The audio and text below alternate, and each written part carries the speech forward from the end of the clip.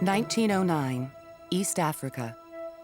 When former President of the United States, Teddy Roosevelt, fulfilled his lifelong dream of taking an African hunting safari, he turned for help to his hero, Africa's greatest hunter, Frederick Selous. Selous was a man's man. He was brave.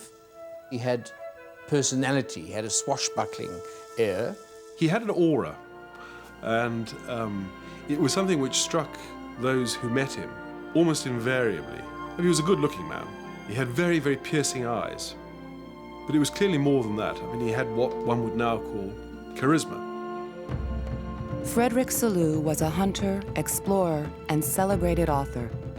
Most of all, he was the envy of thrill-seekers everywhere who coveted his life of mystery and danger.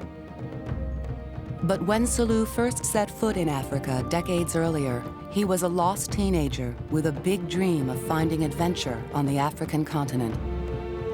He had no idea what lay ahead.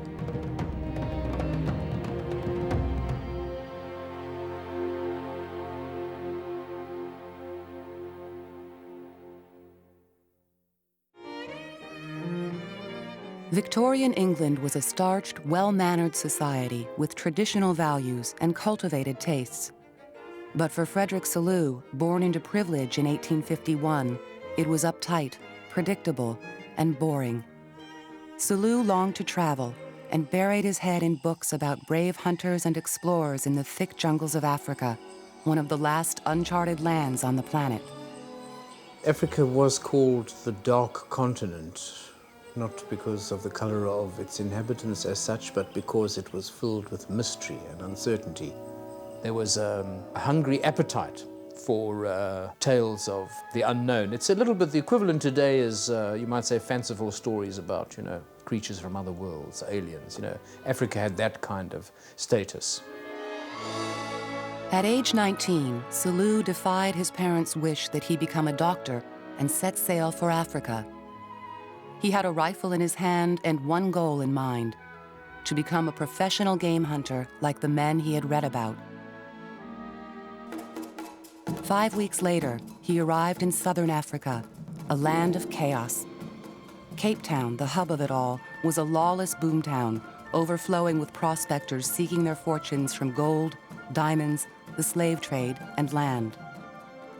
It was a rude awakening for the bright-eyed Selous. He was a youngster who arrived on the scene very green. Some of his early exploits really showed that he didn't know a great deal about what he was about. Selous boldly declared he would hunt elephant, the biggest animal he could think of. Elephants were challenging even for some of the best hunters, but Selous was determined to fulfill his dream. He lived in the time where you had to be the toughest human being in the world to survive. If you can't walk 20, 30, 40 miles a day in 110, 120 degree temperature, you couldn't last long in that game. Selous began a series of ill-fated hunts, quickly proving that his enthusiasm for the sport far outweighed his skill. Adding to Selous' challenges was getting access to a tribal kingdom called Matabeleland, rumored to be the most fertile ground for elephant. Arriving at the Matabele tribal court, Selous had to face the formidable King Lobengula before he could even begin hunting there. Nothing happens within the king's terrain without permission. I mean, Selous quite clearly needed to be on the good side of Lobengula, and arrives at court and is introduced to the king and says, "I am here to hunt elephant. Will you give me permission?" The skeptical king thought Selous was too young to kill animals so big, but was impressed by Selous' persistence. "Elephant will soon drive you out of this country," Lobengula warned. "But go and see what you can do." Can you imagine poor Selous on his trusty horse, spies his first elephant and says, "Well, I think I'll give this a try." Of course, he doesn't even know, where should I be shooting at this animal? Should I be shooting him in the head shot, or heart shots, and shoulder and lungs? Selous found an expert hunting teacher in a tough African named Cigar, and armed with their rifles and the best tricks of the trade, Selous and Cigar took off across the open plains of Matabeleland, headed for the forbidding far interior. They were soon poised for their first big kill. An excited Selous could barely contain himself and began keeping a daily journal of his new life. We advanced quietly upon our victim, when he wheeled round, spread his huge ears, and then with raised head advanced toward us. I now loaded with all expedition and fired, and striking him upon the point of the shoulder, brought him down with a crash. There was a contest involved. It was man against nature, and I'd very advisedly say man against nature. And there was a sense of conquest and triumph involved, and that part of the triumph over adversity was to bag as many animals as possible. Traveling through some of the roughest terrain in Africa, Selous shot dozens of elephants and harvested their tusks. The result was over 450 pounds of ivory, which Selous sold to traders who exported the smooth, durable tusks to be made into everything from billiard balls to false teeth. Selous' stockpile of hunting trophies also included buffalo, impala, deer, and giraffe, the heads of which he often sent special delivery to his bewildered parents back in London. Selous was climbing the privileged ranks of the best hunters and proved he had a natural fitness for coping in the wild, surviving the very diseases and hazards that struck down countless of his fellow travelers. On one trek, these skills were put to the ultimate test when an elephant he was hunting suddenly turned on him. The first thing I was aware of was a very strong smell of elephant. Though in an unpleasant predicament, I had still a chance for life. Dragging myself from under her, I regained my feet and made a hasty retreat, having had rather more than enough of elephants for the time being. When Selous returned to the king's court after his first hunting season, Lobengula could finally call the gutsy 20-year-old a man. But with Selous' newfound maturity would come responsibility. Lobengula comes to see Selous as a man of true integrity, who people say you can trust his word. And he recognizes in him someone who would act as a kind of a mediator with whites on the outside, somebody who can have contact with as a spokesman for his case. And Lobengula would need an ally. Colonial ambitions were exploding in southern Africa, and the British had gobbled up valuable territory south of Lobengula's land. The king knew it was only a matter of time before they'd want to take over his kingdom for the British Empire. There's a fundamental difference in the sense of the use of land, which is one of the fundamental misunderstandings between European colonizers and indigenous inhabitants in Africa. The incoming colonizers believed that with a piece of paper, some money, or equivalent of money, you bought land, you got inalienable title to the land. In the African perception, land is a resource. It is to be used, it's like air, it's like water, it's part of nature, it's part of what we share and we all make use of. Europeans had even less regard for wildlife than they had for land. In their rush to profit from ivory, white hunters had killed off much of the elephant population. By the time Selous began his next season, the great days of elephant hunting were already coming to an end. Selous pushed north of Matabeleland in a desperate search for game, but he found no elephants and was beginning to realize his career dreams were sunk. In 1880, a dejected Selous wrote home, Everything looks very bad here. In fact, it could not be worse. Trade and elephant hunting have collapsed suddenly. I was born under an unlucky star. Selous emerged from the thick African bush and headed back to Cape Town, where he found that a different legend had spread. Word in the popular hunting circles was of a successful and brave Selous who had survived harrowing treks and death-defying feats. Among his colonial comrades, Selous was dubbed Africa's greatest hunter. You have this whole mythology developing about the questing, lone, male, white explorer fighting deeds of daring do and displaying skills of marksmanship and ability to negotiate the local inhabitants. And Selous is very much representative of that cult, in a sense, and he had a cult status. But reality was far less romantic. A reputation without cash couldn't keep Selous in Africa. Things were going from bad to worse in his financial situation. He wasn't earning money to the same extent from hunting. He was having to borrow money from some of the traders in order simply to keep himself going. Still utterly devoted to the life that he was leading, he becomes really a kind of a penniless wanderer. At age 29, Selous was forced to return to London. He told his delighted parents he had decided to bid adieu to savage beasts and barbarous men and settle down and become a respectable citizen. But almost immediately, Selous was haunted by unrelenting flashbacks of his life in Africa. Nothing in England seemed as exciting, and Selous became desperate to find a way back. With no bounty to show for his adventures, all he had were memories. He began to write a book. He was a very good storyteller, and once he started to tell a story, he became quite animated. The giraffes, about 20 in number, came upwind, looking splendid, with their tails twisted up over their backs like corkscrews, and we at once galloped obliquely toward them.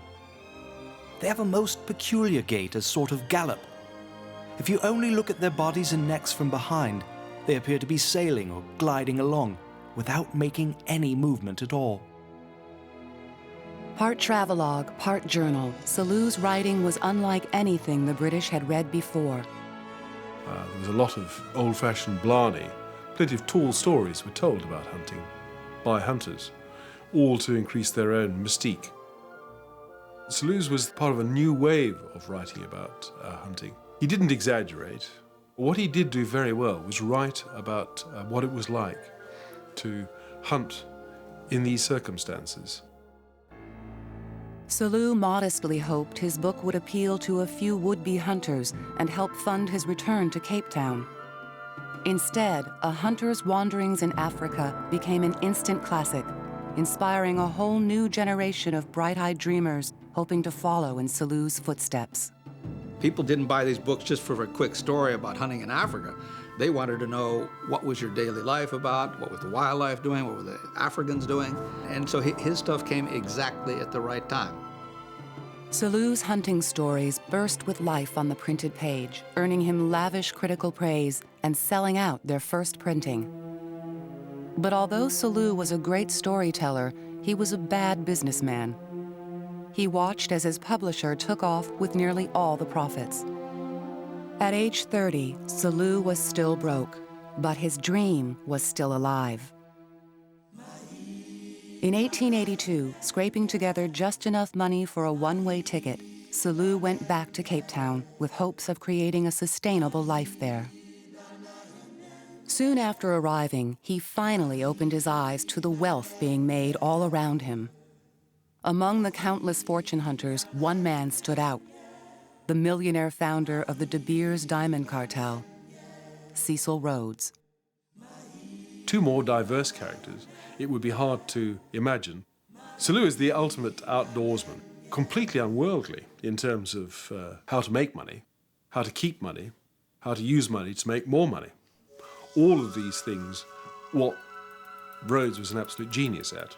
Rhodes, the antithesis of the outdoorsman, a man for the big dream, the big vision, charming, utterly unscrupulous in order to achieve whatever it was that he'd set his goals on. Rhodes seized an economic opportunity via the diamond mines. But Rhodes never lost his idealism. He had a kind of political vision for the future of the British race in Africa and the world. And to him, his wealth was merely a means to an end.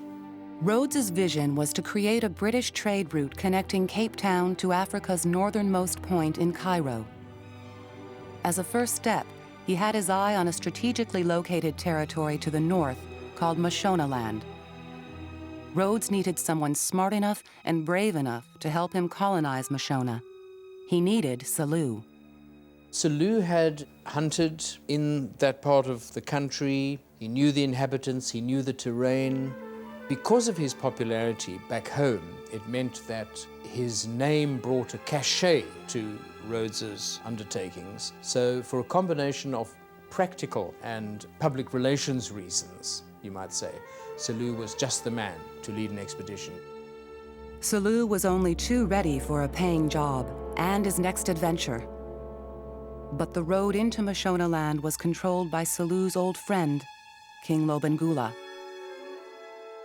Rhodes was prepared to take the area by force, but Selous stepped into his new job with authority and convinced him the right way around Lobengula was to ask permission.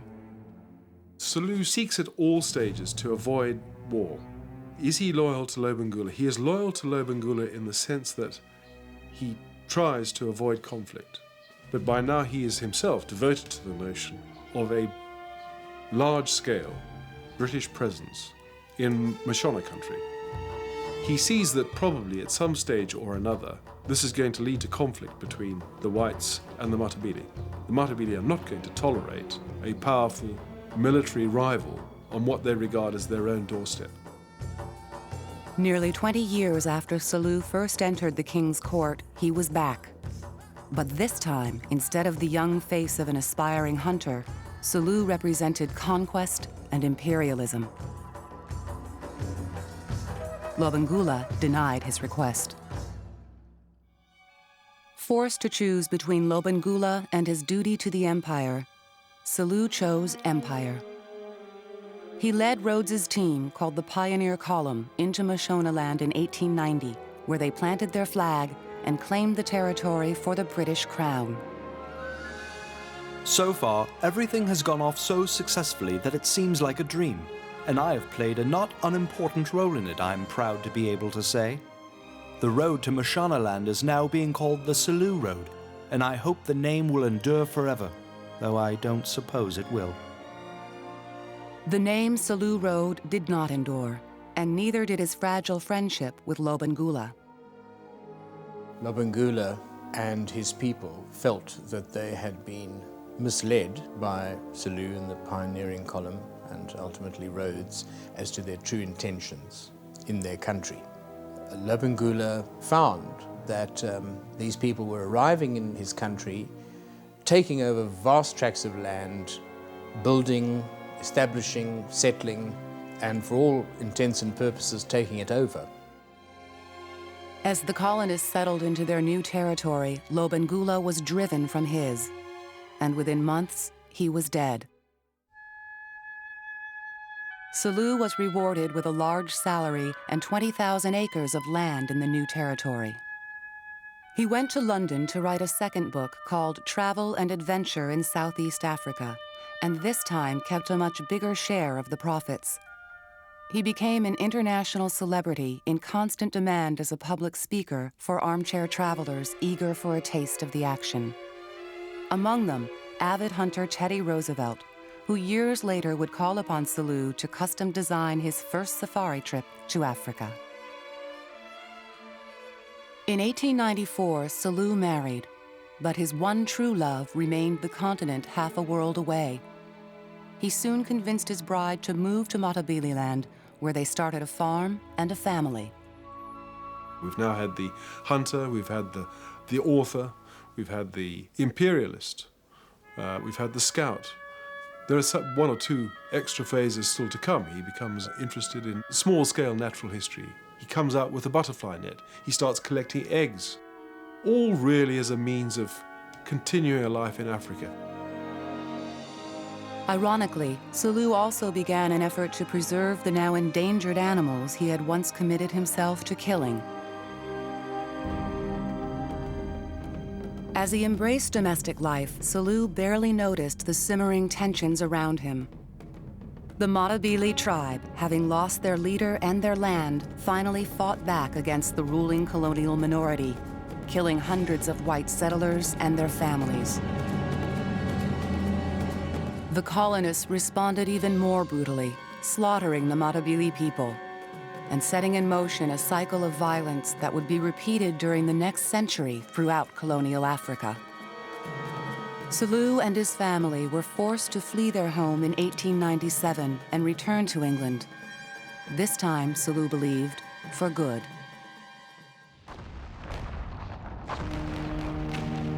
(1914). The First World War was raging in Europe and quickly spread to the colonies. An aging Selous, who had spent the past 17 years in England enjoying the fruits of his celebrity, was desperate to get involved. Here is a conflict which he feels is an honourable conflict, and one in which all Englishmen should be engaged. He's determined to get back into the field, and of course the most logical field for him to get engaged in is in Africa. Selous asked for a post in the Africa campaign, but he was 63 years old and was quickly rejected.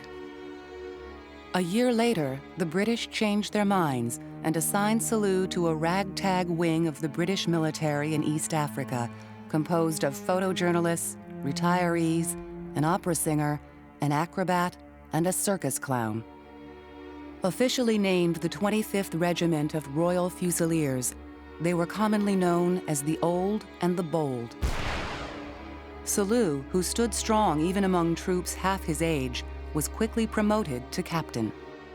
The other guys were falling to pieces, and they would sit there every day in the evening and talk, and Selous would try to give them some heart, and he made them survive just from his own will.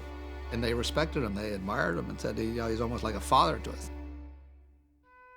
Selous and his men were sent to the front lines in a campaign that was among the most brutal in the war.